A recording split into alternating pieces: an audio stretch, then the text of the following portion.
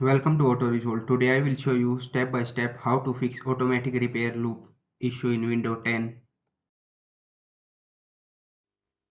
Fix 1. Perform a hard reboot. Step 1. Press and hold the power button until the PC shuts down. Step 2. Disconnect all external devices, USB drives, printers, external HDD. Step 3. Restart the computer and check if it boots normally. Fix 2. Boot into safe mode. Step 1. Restart your PC and press Fate, or force restart 3 times to open Advanced Startup. Step 2. Go to Troubleshoot Advanced Options, Startup Settings. Step 3.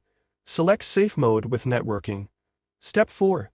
Uninstall recently installed drivers or updates. Fix 3.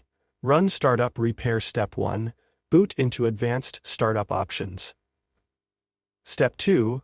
Select Troubleshoot Advanced Options, Startup Repair. Step 3. Choose your account and enter the password. Step 4. Let Windows try to repair itself.